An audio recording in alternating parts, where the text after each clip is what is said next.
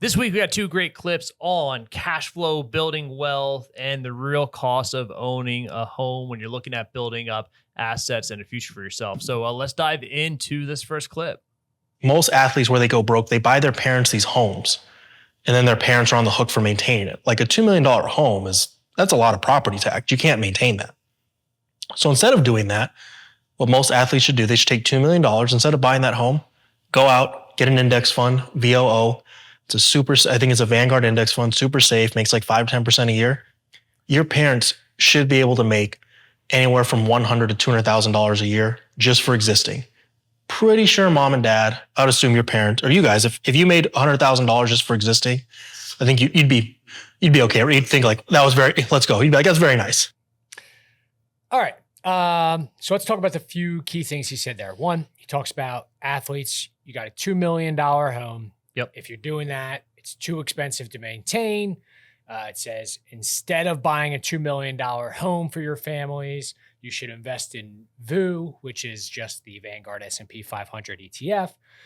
He calls this a super safe investment that'll make 5 to 10% a year. Hence, one could easily live off $100,000 to $200,000 per year with this strategy. So some of this I agree with, some of this I don't. Let's take a little dive in here. So overall, I agree with the sentiment and the overall idea of what he's saying here. If athletes are going to make a decision to help their families, which we have seen many of which do make the decision to want to do this, I believe the better route to go is definitely to go down this, investment strategy than it is to just, start buying expensive houses. However, there's a few major stipulations that I want to add in here. So I want to go point by point with some of the things that he said. First point he makes, he talks about how, buying a $2 million home would be too expensive to maintain. Absolutely agree with this here.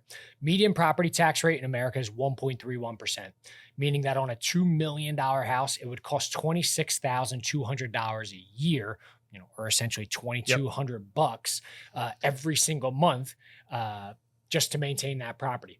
$2,200 is pretty much a mortgage for your average person in America. I don't have the numbers in front of me on what an actual average mortgage is today, but I imagine it's very similar to that. So even if $2-3 grand. Yeah. Even if you're buying mom and dad a home, they still probably have a mortgage payment just in the property taxes. Next, let's talk about VOO. So as noted before, VOO is the Vanguard S&P 500 ETF, which is probably the most popular ETF in terms of, name recognition. That's probably the number one that people know. So let's start with the great stuff about VOO. So obviously, like we said, VOO is the, S&P 500 ETF, 500 largest companies in the U.S. We all know kind of some of the, the basic storylines behind this. So what are the returns with VOO been? 5-year average return has been about 15%. The 10-year return has averaged 12.82%. The 30-year average return has been 10.71%.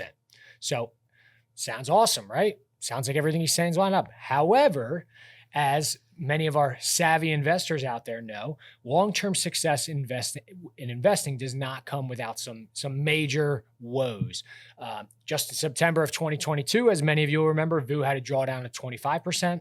March of 2020, we had a drawdown of 34%, which was the obviously COVID pandemic. And then in December of 2018, we had a drawdown of 18%. Obviously, plenty of other drawdowns in there. Those are just some of the main ones that come to mind over just the last 5-6 years. So I say all this because I think calling VOO a super safe index fund is a wild mischaracterization. Yeah. It's making it sound like it's basically this risk-free 5 to 10%. There's zero guarantees associated in the stock market, as we're all aware. And while history tells us that in the long term, VOO may average that 5 to 10% that he's referring to, it's not just this escalator where your money's getting a guaranteed 5-10% each and every year compounded on top of it. It's much more of like a roller coaster. It's going to be down here, down up. Like even if you look at those last 5 years where they're saying, hey, we've averaged 15, I think, this year, S&P's up 18% year to date.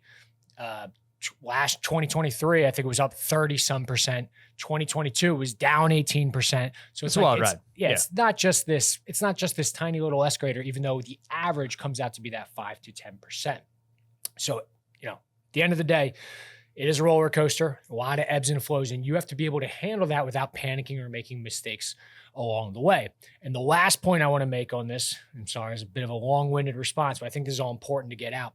Sequence of returns is extremely important when it comes to investing. So if you're planning on pulling or needing $100,000 to $200,000 each and every year in order to supplement your lifestyle, your income, or whatever that case may be, that account could be quickly diminished in the event we had a bad sequence of returns. So even if we're saying, hey, we're averaging 5 to 10% over the long term, but we have a couple years in a row where we lose 20% this year and then 15% next year, all of a sudden, that $2 million nest egg that you have could quickly be $1.5 million.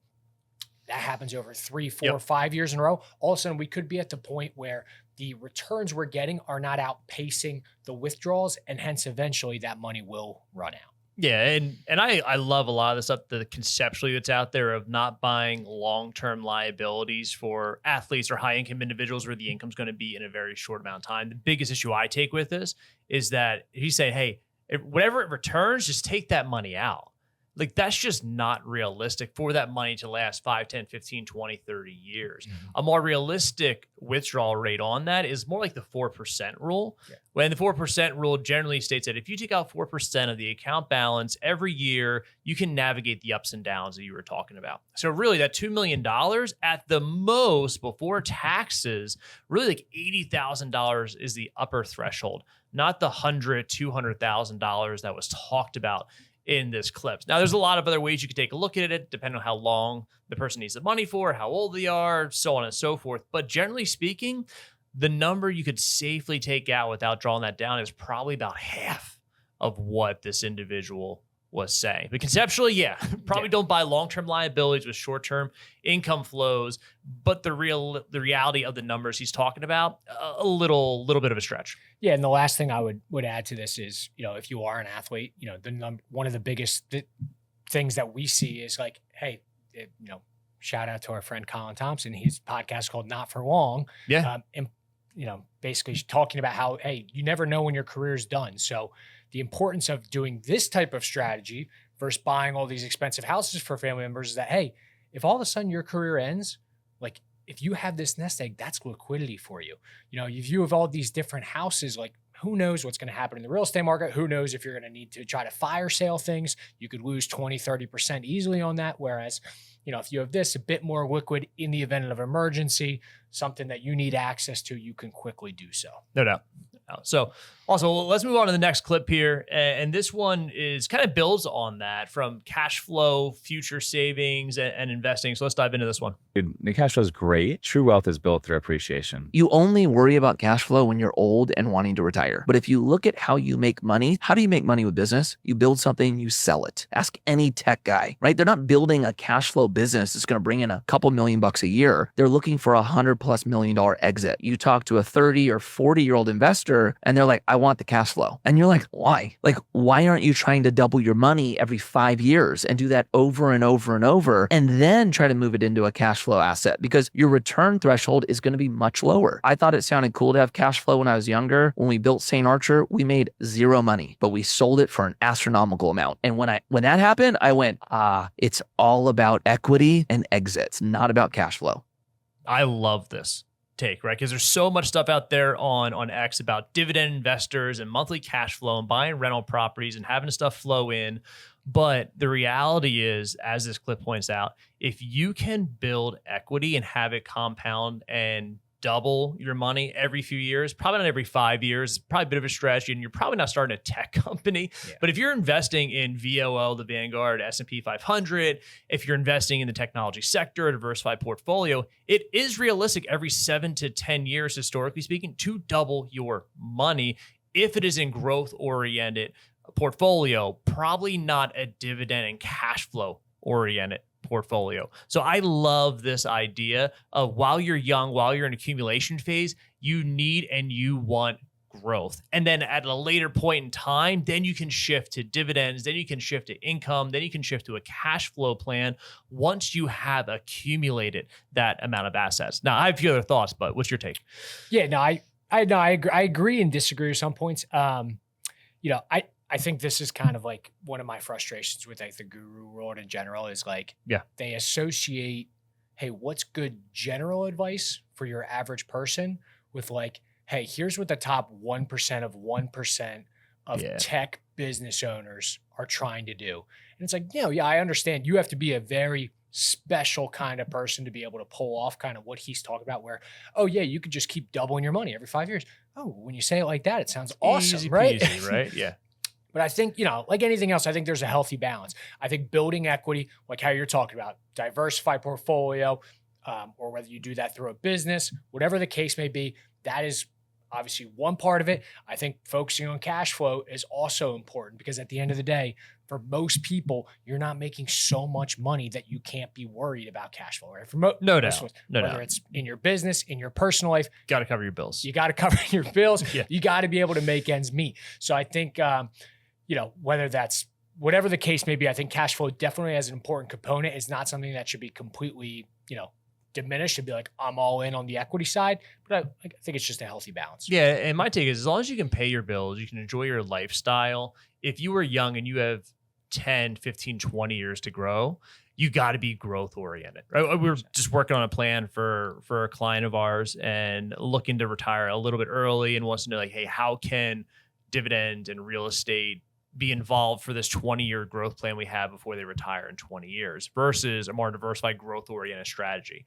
And when we compared those side by side of what it could generate on this front versus the other, knowing that he's got a main business and a main income stream that's coming through and he can't build a real estate on the side. So this is just kind of like a side thing to deploy some capital, like the growth-oriented portfolio analysis versus the dividend and cash flow and real estate income side, like crushed it on that side. There's a spot for it, specifically when you need stability, specifically when you need that income because you don't have that through a job or a business. Totally get that.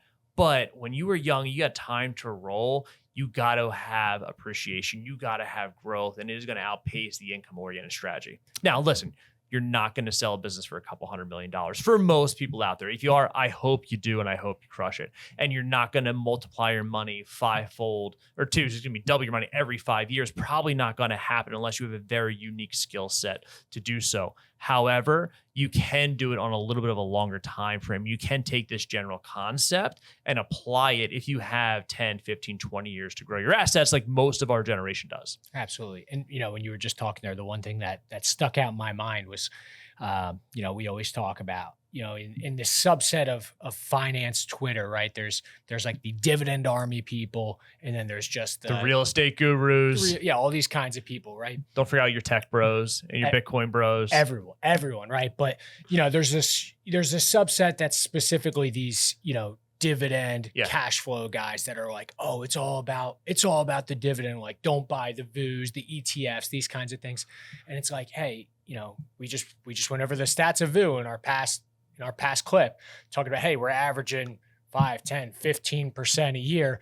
And it's like, dividend day comes. It's like, I just got paid my dividend. It's like, oh, okay, cool. But then you look at the stock appreciation, the stock's down 35% a year. That dividend check. Like, who cares? It's like, who cares? At the end of the day, if your stocks aren't growing, aren't appreciating, then the cash flow is not that important. But so there's a spot for it. There's a time for it. But like anything else, wide sweeping general advice, probably not the best route to go for young individuals that have time. Listen, you're older, you need the income, you're retired, not generating income now. Sure, makes sense. But for now, you're young, you got time to go. Focus on growth, focus on doubling your money once a decade, once every 7 years, but a diversified strategy so you can stack the odds in your favor the best you possibly can. Yep, absolutely.